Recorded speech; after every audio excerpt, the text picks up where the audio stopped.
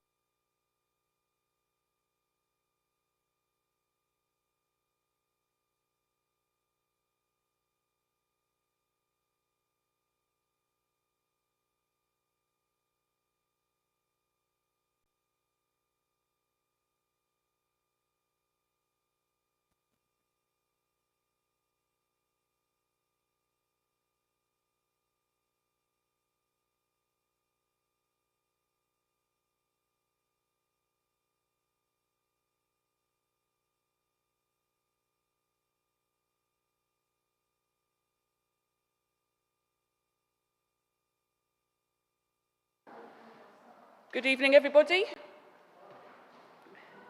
Welcome to our Christians Together evening on climate and the Bible and various other things to do with creation. I'm come to introduce our speaker, who's the Reverend David Bookless, who is an Anglican priest, but also a theological director of Arosha International. So he's going to be leading us today. Welcome to those of you who are online as well. I understand that at last count there were 29 online, so welcome. And I believe there is an opportunity for you to write any questions later on. You'll be able to ask questions, but those online will be able to write questions on, and Hector will somehow magically put them up here so we know what they are. So I'll just hand over to Dave then. Thank you.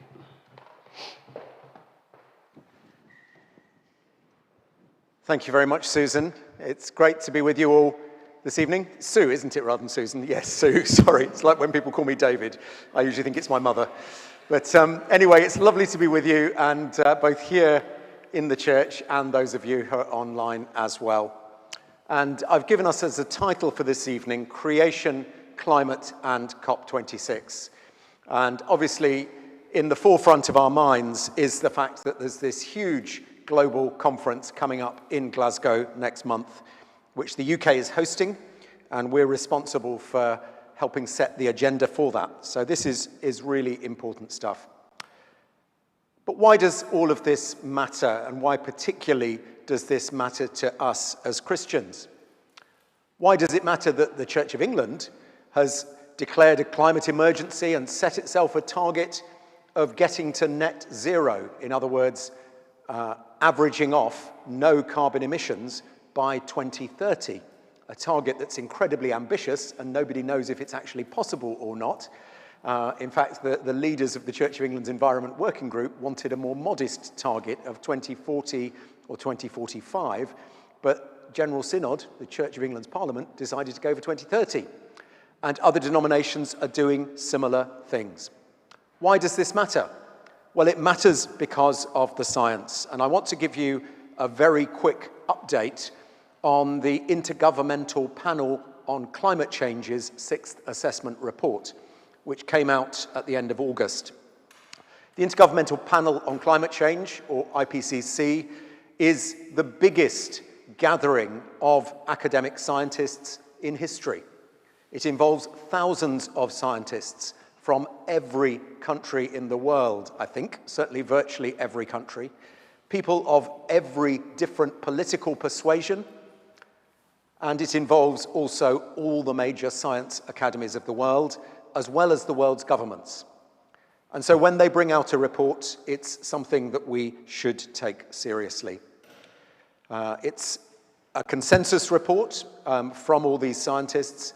And as we can see here from the headlines, carbon dioxide concentrations at their highest for 2 million years. Sea level rise at its fastest for at least 3,000 years. Arctic sea ice at its lowest level for at least 1,000 years. And glaciers retreating faster than in at least 2,000 years. And just to give a very brief summary of some of the main points, and I'll have some quotes here, not all of which I'll read out, but the headlines are kind of the most important thing for us. Here's just a general quote. Climate change is already affecting every inhabited region across the globe, with human influence contributing to many observed changes in weather and climate extremes. This is not a problem for the future. This is a problem now in every region of the world. And some headlines, it is us. It is unequivocal that human influence has warmed the atmosphere, ocean, and land. And it's been interesting how, over the course of the IPCC's reports over the last 30 years, they've more and more firmed up that view. Initially, they were cautiously saying it is likely, it is possible that humans are the main cause. They're now saying it is unequivocal. Of course, there have been warming episodes in the Earth's history, but what has changed over the last 30 years is our scientific knowledge of what caused those and what the temperature should be doing now were it not for humans. So we know that the main causes of previous warming have been either massive volcanic activity or have been changes in the amount of solar radiation. And on both of those accounts, the Earth should be cooling at the moment, but it's actually warming. So what's happening now is us. Secondly, this is new. The scale of recent changes across the climate system are unprecedented over many thousands of years. In fact, since human beings first walked this planet, we have not seen the climate changing this fast. And it is now. It is already affecting many weather and climate extremes in every region across the globe. Some regions more than others, particularly near the poles and near the equator, but every region is affected. We can't avoid it. Global surface temperatures will continue to increase until at least the mid-century under all emissions scenarios considered. Now, what that means is even if we turn off the tap in terms of oil, coal, and gas today, the temperature will still keep rising until 2050. So we are already in for bad times in terms of climate change and global warming over the next 30, 40 years.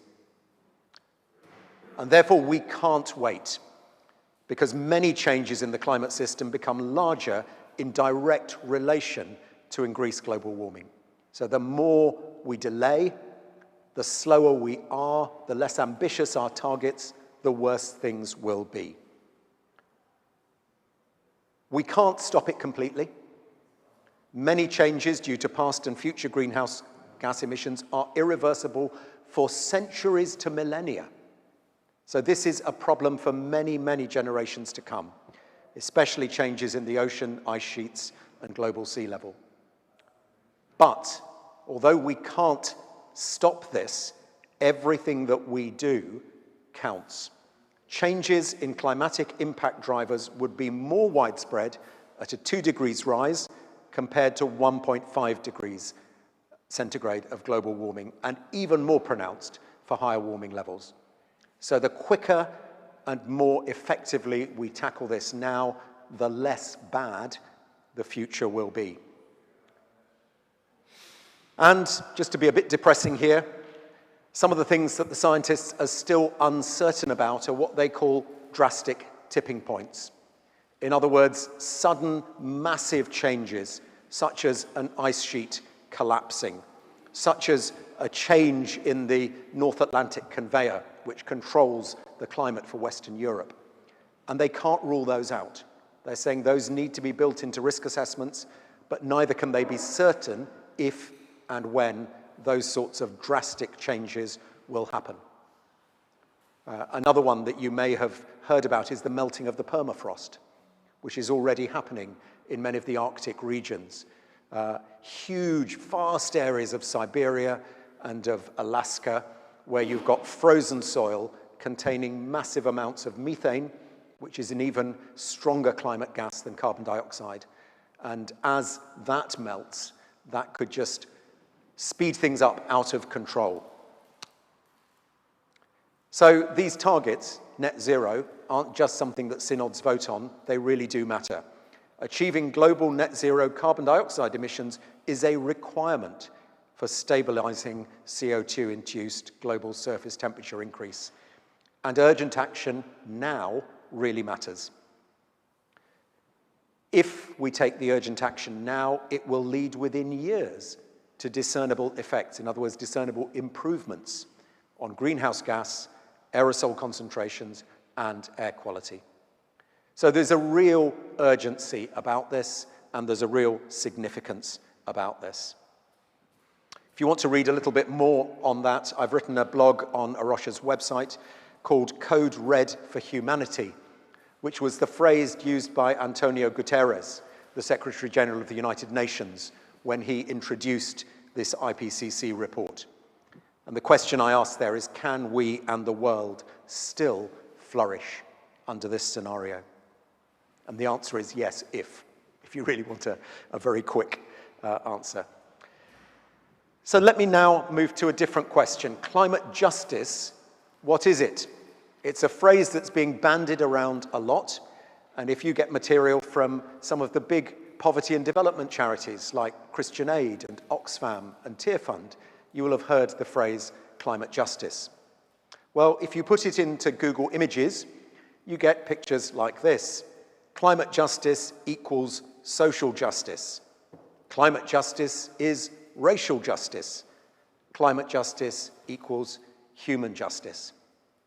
If we care about our sisters and brothers all over the world, and particularly those who live in countries that are affected most extremely, especially those who live in poverty, those who have done least to cause this problem but are suffering most from its consequences, then we need to think about climate justice. But I want to say that climate justice, as it's usually framed, isn't enough. Because it's a very human-centered term. It's assuming that the only reason we need to think about climate change is because it affects human beings. And I want to make a case this evening that we need to tackle climate change both because it affects human beings, and particularly the poorest and most vulnerable, but also because it affects nature, biodiversity, the whole of God's creation, and that should also be a real concern for us. As this final poster says, no nature, no future. Climate justice must have a conception of justice that is as big as the whole planet. So climate justice for who? People and or planet, I ask there. And for an Anglican clergyman, you might not be expecting me to quote the Pope, but I'm going to quote him a few times this evening because he's got some very important and good things to say on this subject. And he brought out a book last year called Let Us Dream, The Path to a Better Future. It's not only about climate and environment, it's about this whole era in which we live, this era of huge mobility, of social inequality, of political confusion, of COVID and pandemics, and of climate and biodiversity catastrophe. And he sees this time as what he calls a kairos time. Kairos is a Greek word in the New Testament that is about a different kind of time from chronos, the ordinary everyday time that is when you look at your watch, seconds, minutes, hours, days, weeks. That's chronos time. Kairos is about a time that is significant. It's about, in a sense, God's time, a time for significant change. And he argues that the time we are in now is one of those times in human history when we have big decisions to make about the kind of world we want to live in. A time to see, a time to choose, and a time to act. So I'm going to use those as three pegs to hang what I want to say on this evening. A time to see, a time to choose, and a time to act. Firstly, a time to see. A time to see what's really going on to our planet at the moment, and to make the connections between the different things that are happening. The reports that we hear almost daily on the news about terrible forest fires, unprecedented fires, whether it's in California, whether it's in Australia, whether it's around the Mediterranean, even in North Africa. Unprecedented forest fires that we have seen just in the last year or two. Droughts. Of course, there have always been droughts, but unprecedented droughts that seem to be linked to a rapidly changing climate. And at the same time as droughts in one place, floods in other places. In other words, chaotic weather systems. And then hurricanes and cyclones as well. Again, they've always happened, but what the scientists were telling us 30 years ago was that if you heat the surface of the ocean, then the number of large and dangerous hurricanes and cyclones will increase. It's probably the same total number of storms, but with a hotter surface temperature on the oceans, they're likely to become bigger and more dangerous storms. And that's exactly what we're seeing. So much so that in the Philippines, where they name them differently from here, they don't use the kind of the names that we give to hurricanes in the Atlantic. But there they have run out of letters of the alphabet to name the storms each year because they get so many different ones coming through. And this is something that has never happened previously. We are seeing far more Category 4 and 5 hurricanes and cyclones. And then COVID. You may think, well, what has COVID got to do with climate? Nothing directly. What has it got to do with creation and the environment? A huge amount. Because COVID, of course, comes from a virus that somehow, and again, the methods are still under debate, somehow has transferred from wildlife to human beings. And again, 30, 40 years ago, scientists were telling us that if we keep destroying forests in particular, tropical forests, we will see more and more crossover of viruses to human beings, and we will inevitably see more pandemics. And we had the warnings. AIDS was one of those warnings. That's another virus that crossed from animals to humans. SARS, MERS, there are a whole lot of other ones that have been there along the lines. And then, of course, COVID that we all know about. And almost certainly this won't be the last pandemic this century. We are likely to see more of these because of our continued destruction of forests and the exploitation of wildlife in the illegal wildlife trade that goes alongside that. So these are connected.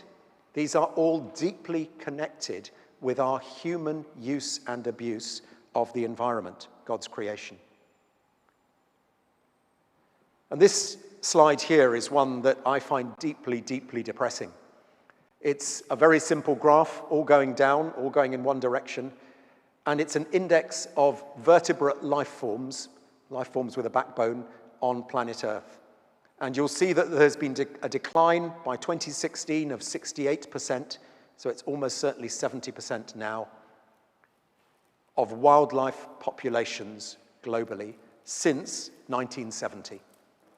So in less than the lifetime of probably everybody here, we have seen 70% of the world's wildlife disappear. Apologies to those of you who might not have been born in 1970, but I think most of us were. That's absolutely staggering when you think about it. In one human lifetime, in just over 50 years, we've seen more than more than two-thirds of the world's wildlife disappear. That's not species, that's populations. So in many cases, the species are hanging on in small numbers, but we're likely to see that turn into mass extinctions as things continue, unless we act very rapidly and very radically. And this isn't just about climate change.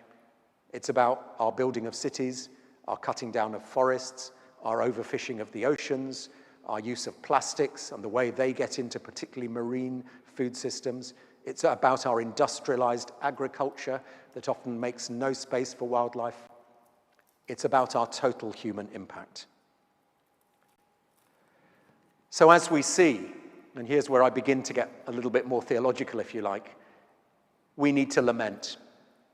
Lament is a rich biblical tradition of how God's people to react to times of suffering and loss, whether in war, in exile, in conflict, or in moral collapse. And I really highly recommend this book, edited by a young theologian, Hannah Malcolm, based up in Durham, called Words for a Dying World. And there she's collected voices from around the global church, from Pacific Islands, from sub-Saharan Africa, from the Caribbean and Latin America, from all over the world, voices of Christians who are deeply affected by this and who are reflecting on how their faith makes sense of what's going on to the planet today. So it's pretty uncomfortable reading at times. It's quite painful reading. I couldn't take all of it in one go, but I think it's important that we actually dwell in this and that, like the psalmists, we lament, that we actually sometimes are moved to tears as we see what's happening to God's creation. But alongside that lament, that deep grief, we need to also see God's ongoing love for all creation. Because this world, this cosmos, this universe came into being because God loved it into being. Father, Son, and Holy Spirit brought creation into being. And in the Bible, we find these two concepts. In the Old Testament, the concept of shalom, and in the New Testament, the concept of the kingdom of God that Jesus talked about so much. And in many ways, I think they're almost synonymous. In the Old Testament, shalom is about peace, but much more than just an absence of conflict. It's about restored relationships in every dimension, with God, with ourselves, with our neighbors, and with our fellow creatures and the earth. It's about a healing in all those dimensions of our relationships. And in the New Testament, the good news, the gospel that Jesus preaches, is consistently the good news of the kingdom of God. And that's about God's rule over everything. Not just about what happens in our churches, that's one tiny bit of it. It's about God's rule over the whole cosmos. It's about God's rule over issues of justice and poverty. It's about the sheep and the goats in that famous story of Jesus and how we treated our neighbors in distress and in suffering. It's about the whole of God's creation. Hans Kung, the Roman Catholic theologian, has said the kingdom of God is creation healed. And in its widest sense, I think that's right. So we need to perhaps reimagine our faith much bigger, to see God's love for the whole of creation, and therefore God's pain at what's happening now. We need to see ourselves within the Bible's big story that runs from Genesis to Revelation, from creation to new creation or to completion. And I like to think of that as God's 5 great initiatives that together make up the chapters of this story. The 5 distinctive ways in the biblical story in which God intervenes in creation itself, in making it all, in all its diversity and complexity and interdependence, and declaring it very good. And then in covenant, when we've already begun to mess things up, which happens pretty quickly in the biblical story, as I'm sure you all know, from chapter 3 onwards. But God intervenes in covenant, which is God's promise, God reaching out to try and rebuild and restore relationships. And what's significant is that the first covenant in the Bible, the one with Noah, is not just with Noah, nor with his descendants, but also with every living creature upon the earth. Repeated again and again and again in Genesis 9. And in fact, in Genesis 9:13, my covenant with the earth. God's covenant love, including the whole of creation. And that Noah covenant is then built upon by the later covenants with Abraham and Moses, as the people of Israel are called to model God's purposes for how to live well in the land, caring for the land, respecting its rhythms and seasons, caring for their animals, caring and leaving space for the wildlife, leaving margins around their fields. It all builds on that covenant. And then the decisive intervention is, of course, the coming of Christ. God choosing to enter into creation. The incarnation is the most extraordinary thing, because God becomes a creature. And I use that term quite deliberately, because in the New Testament, the word that's used for the incarnation doesn't say God became man or God became human and dwelt among us. There's a perfectly good Greek word for that, anthropos. It says God became sarx. And that Greek word means animal flesh. It's the same word as used for the meat down in the market. And what it's actually saying is that the incarnation is so significant, not just because Jesus became a human being, which of course he did, but because he became a creature. He became part of the creation. He affirmed all living creatures in that. And as Paul tells us in Jesus' death and resurrection, all things in heaven and on earth are reconciled to God. This is not just about saving human souls. That's part of it. But we need a bigger picture. We need a bigger God. And then the fourth intervention is the day of Pentecost, where God pours out his Spirit on that confused group of early disciples, and the Christian church is born. And the task of the church, and again, we've so often missed this, includes creation care. Because if Jesus is head of the body, and the body is the church, Paul tells us both in Colossians and in Ephesians that Jesus is both head of the body, the church, and head of creation, head over creation. And somehow those two are linked in some way that I think theologians have still really to tease out. And then finally, God's final act is the one that's still to come, when Christ returns, not to destroy and throw away this planet as if it's some disposable toy. That theology only really started to emerge around the time of the Industrial Revolution. And it's been very popular ever since. But that is not what the scriptures teach. They teach, to quote St. Paul, that creation is waiting to be set free from its bondage to decay. And the word that is always used for new creation, new heavens, new earth in the New Testament is the word kainos, which does not mean brand new. There's another perfectly good Greek word for that, neos. Kainos means renewed, redeemed, restored, repaired, perhaps even recycled. And that is God's plan for this planet. I better move on. So a time to see what's going on and to see how God sees it. And then a time to choose. And to use the phrase that we're all getting rather fed up with, a time to choose how we build back better. Politicians and economists and business leaders are using that for their own purposes. But what does it mean to build back better biblically? Well, this morning, and again, I told you I'd quote the Pope more than once. This morning, there was a press release from the Vatican. It doesn't seem to have reached our news very much. It's there if you scrape around and look for it today. A very interesting gathering at the Vatican. 40 or 50 leaders from all the world's faiths.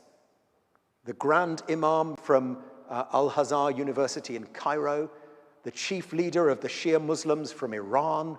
You know, these are bitter enemies normally. The ecumenical patriarch from Constantinople, the Archbishop of Canterbury, the Pope, the leader of the World Pentecostal Federation, the leader of the World Council of Churches, the leader of the World Evangelical Alliance, Hindu leaders, Sikh leaders, Jewish leaders, Buddhist leaders, all gathered in the Vatican today for the launch of a joint appeal on faith and science, deliberately timed for the lead up to COP26. And Alok Sharma was there because he's, of course, the government's lead on COP26. And he was listening very carefully as the Pope talked of the importance of relearning interdependence. And he talked of the need for a bigger vision for our politicians, that COP26 must not be about national agendas. He talked about the need and how faiths can bring an understanding of a dynamism of love at the heart of the universe. And he talked about a call to respect, particularly to respect the poor and to respect our fellow creatures and to respect future generations. And that those must underlie the decisions that we take. As we choose how to build back better, there are various ways of seeing our place as human beings on this planet.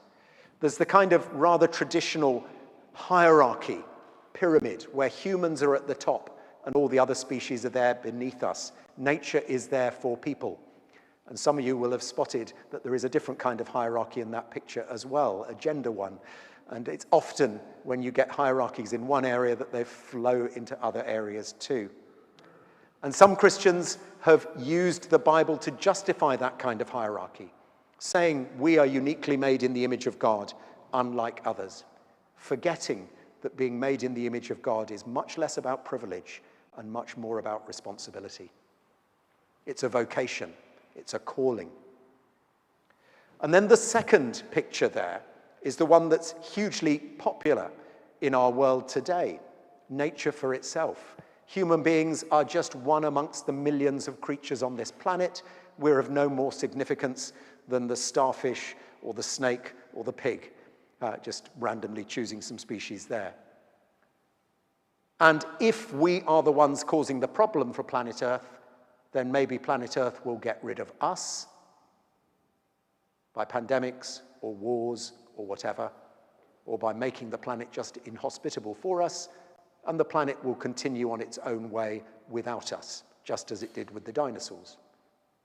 And that view is increasingly popular even amongst very serious academic scientists. It's also hugely influential in the growth in vegetarianism and veganism. What right have we to take the life of other creatures just for our pleasure? So those two very opposing views. And you might think, well, the first one sounds more biblical because humans are made in the image of God, and the second one really doesn't take humans very seriously.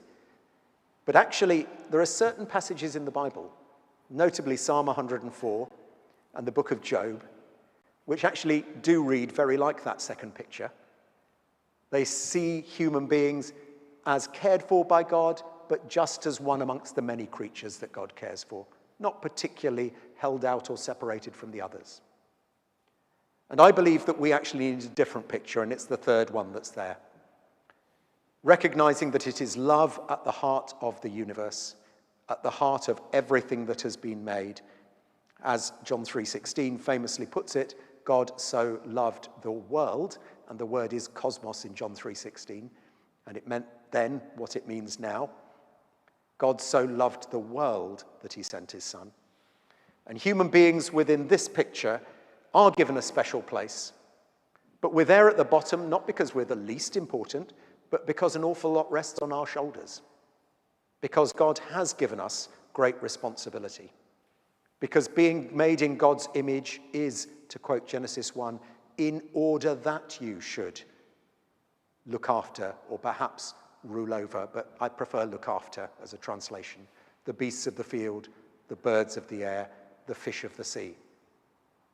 In other words, we find our fulfillment in nature's thriving. As nature flourishes, so we can flourish too.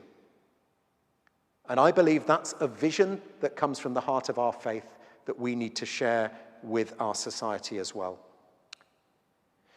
I'll move on quite rapidly. I won't spend long on this, but this is more detail on how to build back better.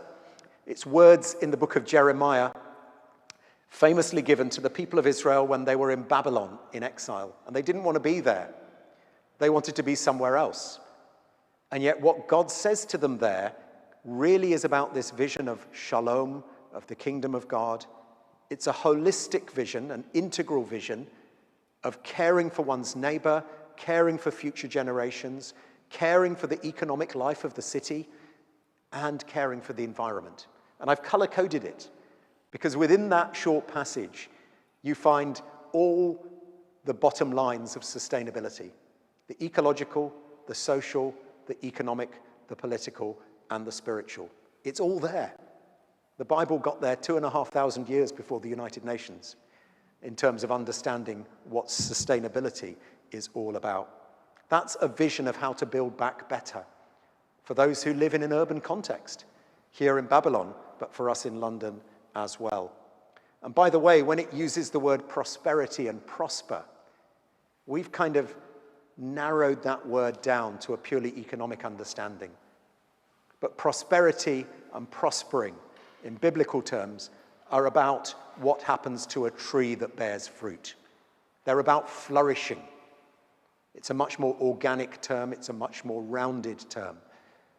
Just as our children should come out of schools not just with lots of A-star grades or grade 9s in their GCSEs, but maybe with no emotional life left because our schools have just become factories. So we need to recognize that our understanding of what the world should be like has to have flourishing in that much wider definition, not just the economic. We need much better definitions of gross national product and of gross national flourishing. So, some virtues for us to choose.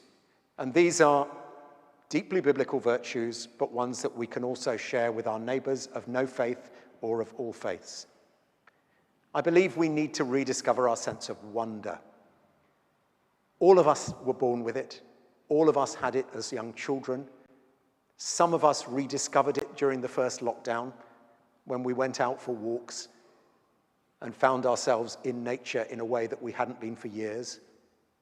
But we all need to rediscover that sense of wonder, that sense of connection with the rest of nature that we are part of. These two pictures here of a kingfisher that had been caught as part of scientific studies was just held in someone's hand, and they could feel its heart beating through its feathers and then released to fly away happily. It's just one illustration of that sense of wonder. And for each of us, it will be something different. It might be growing tomatoes in your garden. It might be going for walks along the canal. It might be open water swimming in the docks in East London.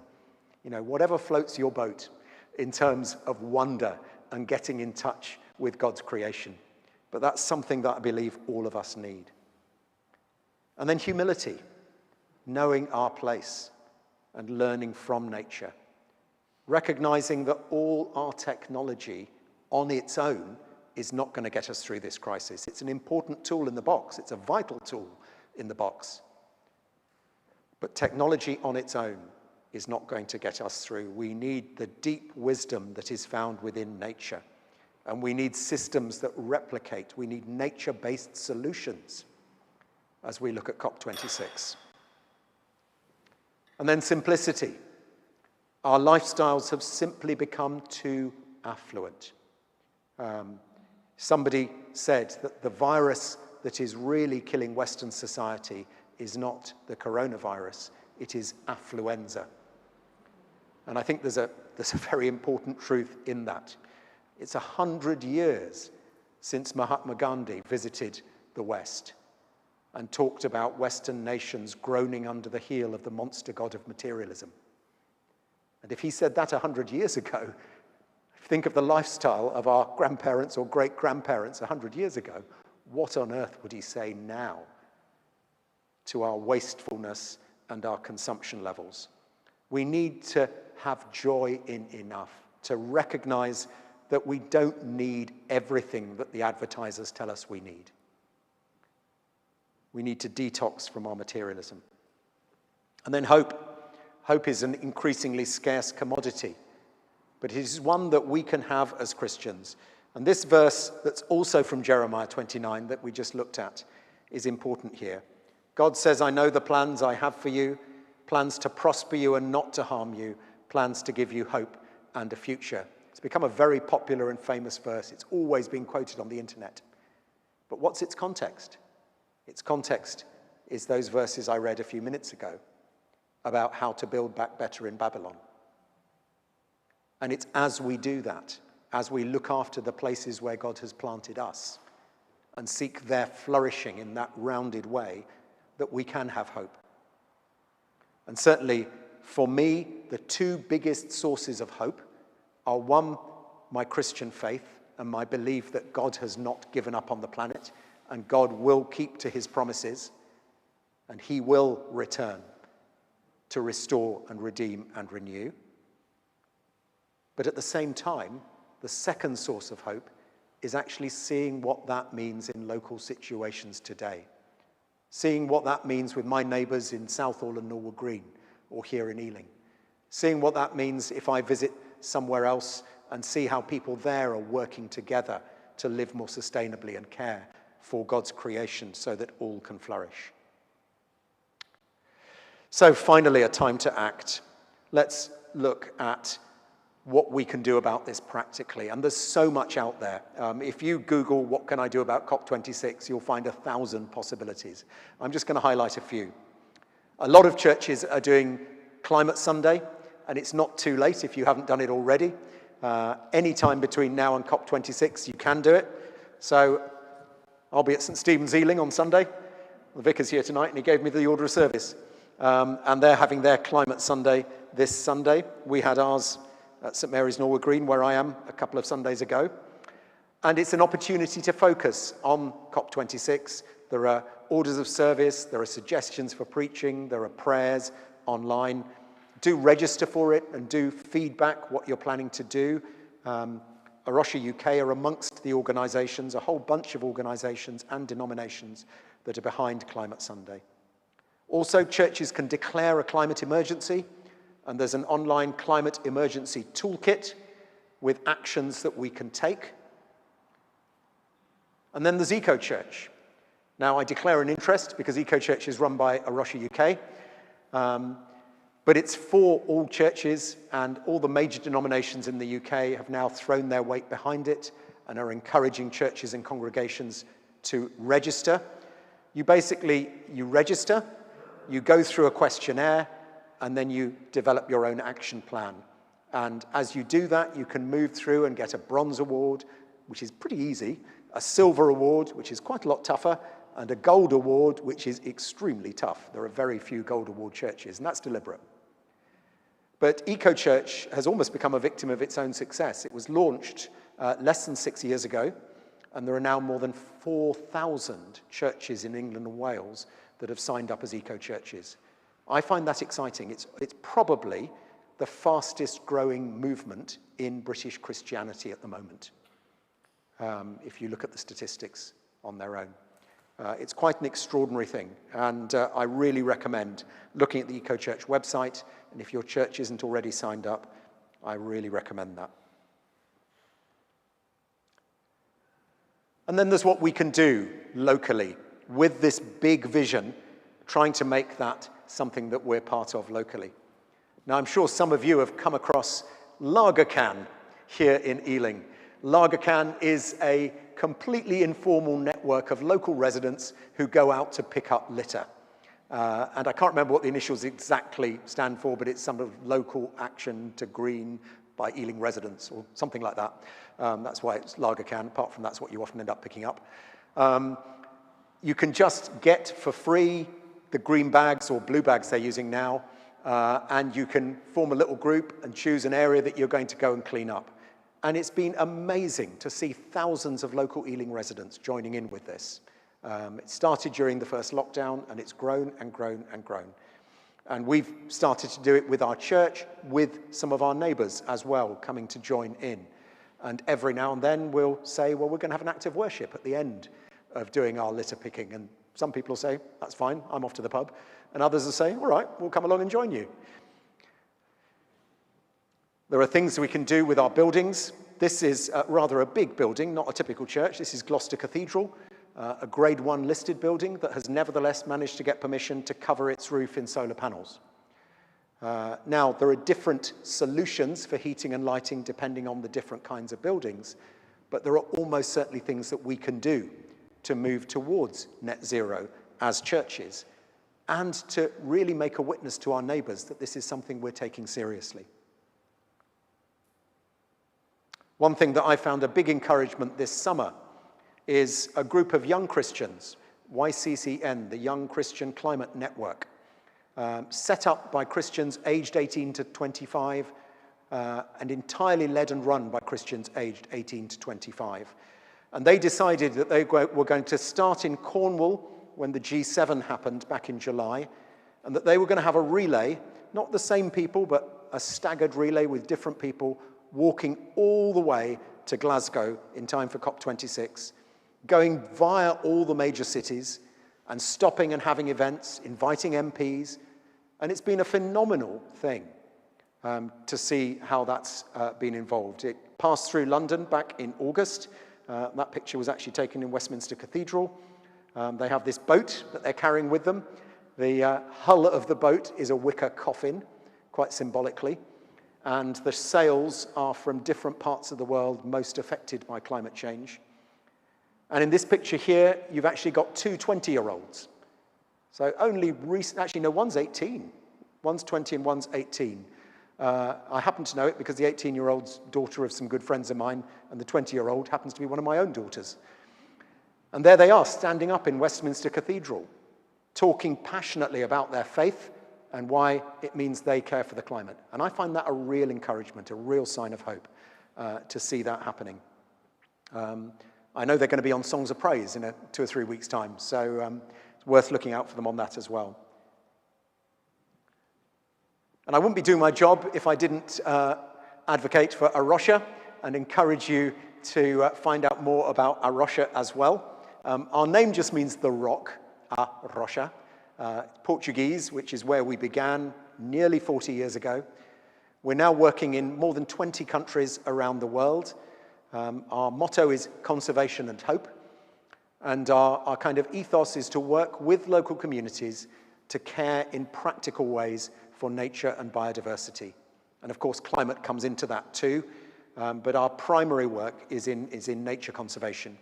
And there are some magazines that are free out the back and leaflets if you want to find out more about what A Rocha does and where.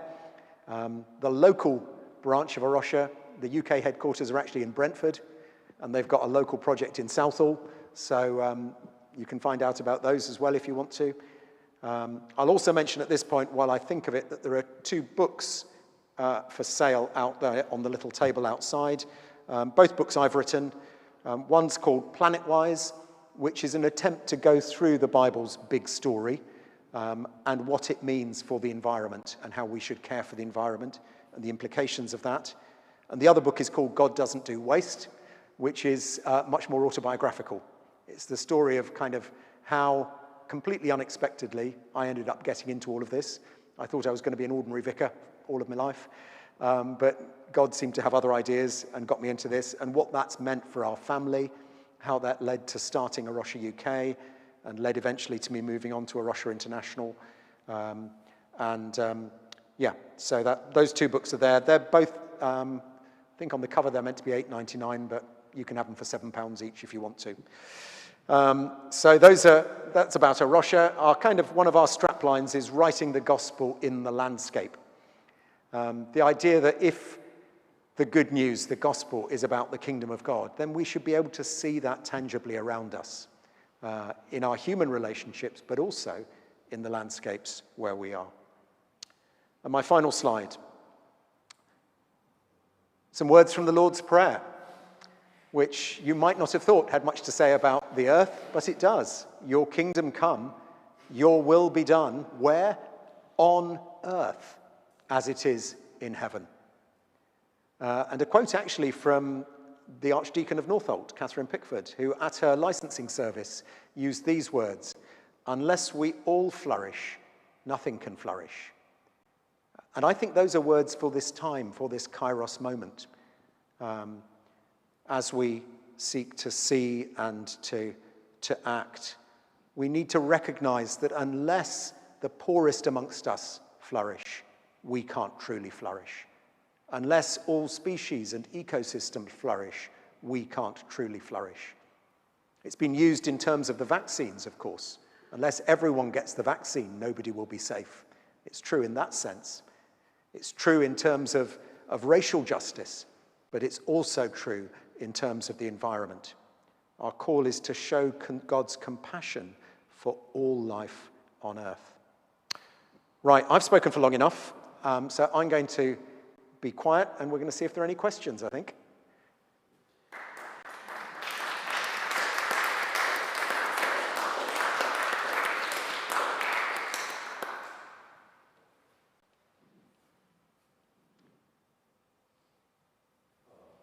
Go on. Question. I just watched 2012 again, which scared me witless when I saw it first time around, but that's a compliment, really. So, a bit convoluted, just bear with me. In one of the early slides, you said about maybe polar ice caps or somewhere, worst case, since the last 2,000 years. So, in my head, I was sort of thinking 2,000 years ago, how was record keeping then? Yep. How do we reliably know to compare? Yep. And so that's sort of how do we know what we're comparing with? I don't ask this as some sort of climate change denial. No, it's a genuine question. Yes. Yeah, thank you. It's a really important and intelligent question, actually. The main way that we know, particularly with ice, is by drilling cores down into the ice in places like the deep Antarctic, where we know that the ice sheets have been there for many, many thousands of years. And a bit like the rings on a tree, in the winter and the summer, there's a little bit of change, so they can actually count the years, and they can know exactly how far back they're going. And then they can look at the tiny little trapped air bubbles and at the percentages of carbon dioxide in those air bubbles. So this is why this is complex science, and it's taken them decades to really find it out. But that's the main way in which they're able to get accurate records going back several thousand years in terms of concentrations of carbon dioxide in the ice. It's those core samples. Thank you. Oh, it's a nice comment from Geraldine. Very interesting to take this problem seriously for the future of our planet. And she's right. I mean, it's more than interesting, it's crucial, isn't it? Anyone else? Yes.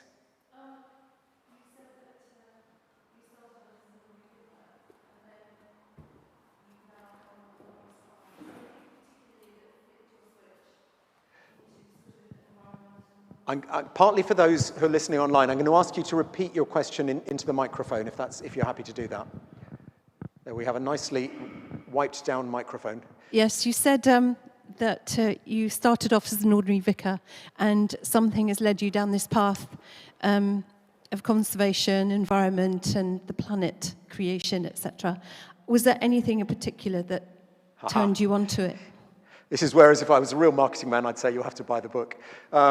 But yes, there was a moment that changed things for me. Fairly dramatically. I think there was the beginning of a process going on already. I kind of grew up always having a love for nature, for wildlife and the outdoors, but never seriously connected that with my faith. It was just kind of a hobby. And then when I was doing my theological training, I had a holiday on the Isles of Scilly, off Cornwall, with my wife and her parents. And we were self-catering. We produced an awful lot of rubbish during the fortnight we were there. And on the small island we were on, at that time, there was no waste disposal system. And at the end of the time, we were told you simply have to carry it down this path and throw it over that cliff. And in the act of doing that and seeing what had once been a beach on this beautiful island, full of wildlife, but this place that had once been a beach and was now the island rubbish tip, and realizing that actually that's what we do every week, but it's just hidden from us at home. We put out our black bins or we put them in our wheelie bins and they get taken away somewhere, but that's what we're doing to the whole planet. And in the act of doing that, I had a completely unexpected sense of God speaking. And it wasn't like Paul on the road to Damascus. It wasn't a voice from the sky. It was more an inner sense, a deep but very clear inner sense of God saying, how do you think I feel about what you're doing to my world? And it was a question I'd never asked before. And it was like a kind of plugging in an electric cable that connected my faith and my love for nature. Or another analogy that I've used since was it was like one of those YouTube videos where you've got an incredibly intricate set of dominoes set up in a pattern, and then somebody knocks over the first domino, and it goes all the way around and keeps on going. And for me, that was the first domino. And they've kept on being ones since. When my daughters were born, that was another domino, thinking about the kind of world they were going to grow up in. And when my daughters got to be teenagers and started challenging us about how we ate and veganism, that was another domino. There've been those various ones since, but that first one was the experience on the Isles of Scilly.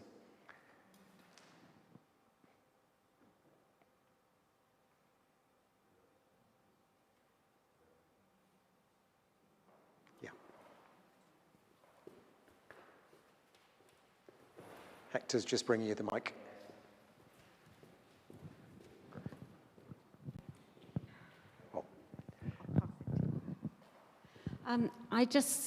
It seems to me that the most important thing we need to do at the moment is to influence the leaders and politicians who are going to be at COP26. Yep. So what can we as individuals do about that? That's a great question. Thank you very much for asking it. So what can we do as individuals to influence our politicians? And the simple answer is we can write to them. What they don't respond to well is kind of generic, where they get hundreds of letters that are all almost identical and that are very obviously pre-prepared. But politicians take note of individual personal letters. When people say, you know, I don't usually write to politicians, but I felt I must write on this. And to write to the Prime Minister, to write to Alok Sharma, to write to our local MPs, those are three things that I think we can do and should do. We're also encouraging churches that do Climate Sunday to register it online, and if they are taking any actions as a church, whether that action is signing up to Eco-Church, declaring a climate emergency, deciding they're going to put on solar panels, whatever the action is, to try and put those on the website, the Climate Sunday website, so that the organisers of Climate Sunday, which is a whole coalition of Christian organisations, can present that collectively to government as well and say, look at what we're doing. But write to our politicians, draw their attention to this faith statement that the Vatican released along with all the other faith leaders today, saying, look, we care about this. 80% of the world's population, at least, are members of a world faith. You know, we live in a very secular country, and sometimes that skews our thinking. But 80% plus of the world's population are members of a world faith. And this is right at the heart of our faith, that this is creation. It's God's world, and we are called to care for it. So I think to write to our politicians and to say that is something we can definitely do. I'm not going to encourage you all, you'll be relieved to know, to go and glue yourselves to the M25. On the other hand, I am not going to condemn those who've chosen to do that, because they know the risks they're taking, they know the consequences of what they're doing, and they feel it's such an emergency that they have to take that radical and drastic action. And my view is we need both. We need both the radical activists and we need those who are working alongside. So, I mean, I'd appreciate your prayers. I've been invited in a couple of weeks' time to speak to Christians in Parliament, which is MPs and members of the House of Lords from all political persuasions, meeting just 10 days or so before the COP. And there are Christians in all our major political parties. And that's an amazing opportunity that I've been given there. So I'd appreciate prayer for that. So those are just a few things that we can do. Thank you. It's a great question. And you had a question too. Sorry, yeah. I guess the question would be, on that theological stance of Jesus is coming soon. He's going to renew everything, looking through scripture and going, well, climate change or rumours of wars and whatever else is a sign that he's coming even sooner. Yep. How do we help our congregations to see that climate change is something that is important, that we need to do something with, and isn't just us going, well, us doing this makes him come back even quicker? Yeah, thank you. That's a great question as well, and I didn't have time to cover it in my talk, so thank you for asking it. So those Christians who say, well, if Jesus can come back, and depending on your theology, either he's going to burn the planet up and take us all off to heaven, or he's going to renew and restore and redeem the planet. But either way, if he's going to do it, why do we need to bother? Because he's coming back. The story I point people to, well, there's two, one Old Testament, one New. In the Old Testament, we've got the example of Noah. And there you have a climate crisis, you have an ecological catastrophe that was sent as God's judgment, in that case, on the planet. And God didn't say, I'm going to just rescue a few people and a few animals. He asked human beings to do it. God chose to use us, and Noah specifically in the Old Testament. And I think that's a call for us today. I think the Noah story is a really important one in terms of what we can do, both for our fellow humans and for other species, in terms of addressing the issue that we're facing. And the New Testament story that I'd use is the one that Jesus told about, sometimes called the parable of the wise and foolish virgins, about when a bridegroom comes back and finds these bridesmaids, 10 bridesmaids who'd been waiting for the bridegroom. And some of them had really been waiting and had kept their lamps lit and were actually ready for the bridegroom to return. Some of them had kind of given up bothering and weren't trying to do anything. And so the question for us today is, what does it mean to be ready for Jesus to come back? And the answer is not that we sit back and say, bring it on. The answer is that we have a world that is waiting for him to be crowned as its king. That he is the Lord of all creation. And creation is meant to flourish to his glory. And if we are wrecking it and ruining it and letting it go to pot, and then he comes back, what's that going to say? So I think that parable I would interpret as saying that we really are called to be ready for Jesus' return by presenting the creation to him in as good a state as we possibly can, not wrecking it. Does that make sense? Yeah. Any more questions online, Hector? No, nothing online at the moment. They've all fallen asleep, haven't they? Or they're all, switched over and they're watching, I don't know, Dancing with the Stars or something.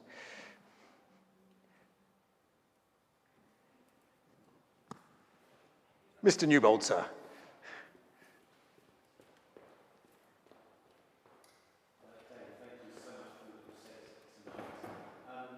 Question you answered about what we can do in terms of our politicians and stuff, some really good stuff. One of the things that I'm conscious of is that the big beasts in the world, the Chinas, the Indias, to some extent the United States, are going to have far more impact in all of this stuff. And I just wonder how we, or how anyone can influence what's going on in those nations, where to some extent there's a head in the sand approach. And even if we in this country were to completely remove our carbon emissions, I think it accounts for 1% of the world's output. Yeah. So it's not going to have any impact unless those other nations do something too. Any thoughts on that? Yeah, no, it's a really important question about the big countries outside us. I mean, our own emissions as a country are not insignificant. And the important thing to remember is because we import so much from countries like China, that actually when we change things here, it helps change things there. So we actually have effectively exported a lot of our emissions to manufacturing countries in places like Bangladesh, China, wherever makes the stuff that we use. So we shouldn't downplay our influence here. I think that's the first thing to say. The second is that the British media is particularly jaundiced and bad at portraying what other countries are doing on this. And not every country, I mean, some countries are absolutely terrible. Australia is probably the worst at the moment in this whole area. China are a mixed bag. They are, just like our government, trying to have their cake and eat it. In other words, they're trying to take some pretty far-reaching action, but they're also trying to develop as fast as they can and improve their own economy at the same time. And in the end, we can't do both. So China has announced it's not going to fund any new coal power stations in other countries, which it was doing a lot. And that's a big positive step. It hasn't yet committed to phasing out coal power stations within its own country, which it needs to do rapidly. But China is in a more sensitive region in terms of climate impacts than we are. It's already seeing huge desertification. It's already seeing terrible flooding. It's already got massively polluted cities. It's already lost masses of biodiversity. So they get it. And they're caught in this bind of trying to bring a population of 1.2 billion into a reasonable standard of living. Some of people in China have a good standard, not all do, particularly in the rural areas. But they've also got to tackle the climate crisis. And I have no influence personally in China. We don't have a Russia in China yet. But I think the main thing we can do in those situations is pray. And pray that the leaders of those countries really kind of see the writing on the wall. See how they're going to be judged by future generations. Because most leaders think about that. Most leaders think about their legacy and how they're going to be judged in the future. And I think if we can really pray for the world's key leaders to think about how they're going to be seen in the future if they don't do what's needed now. And I'd say, pray for Alok Sharma as he travels the world trying to cajole and bully these other governments into upping their ante for COP26. Because that's his job at the moment, is trying to get them to be on the same page. America is far, far better than it was. I mean, Biden totally gets the crisis.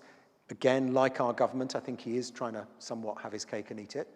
But they're doing far, far more than the previous regime, and in a political climate where it's harder to do it in the States. So they're doing quite a lot.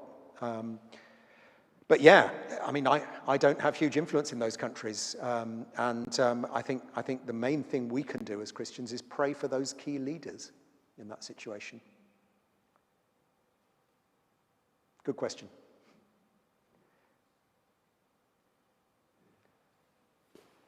Sue's getting up. Right. It's just 2 wires. Yeah, that's it. Just to say thank you very much to Dave, who's encouraged us this evening to open our eyes and to see. He's also challenged our theological thinking and helped us to think in different ways about creation, and also challenged us to action. And of course, what we need to do now as individuals, as churches and as Christians together in central Ealing is to continue that thinking into action. And one of the things that we're going to be doing straight away is to continue the conversation. And Dave encouraged me to use the book Caring for Creation. It's a York course. And the reason why he encouraged me to do it is that he's one of the contributors. And having been planning for the first session today, I've recognised some of his words. It's full of those words, and not only Dave, other people as well, encouraging us on those same ideas. So lots of you have signed up already. If you haven't, get in contact with me. If you don't know my email address, contact Ealing Green Church here, and then I'll send you a link. It needs to be a link because it's a Zoom meeting. So, yeah.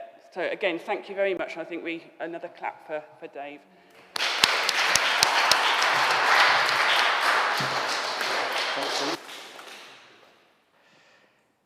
Great.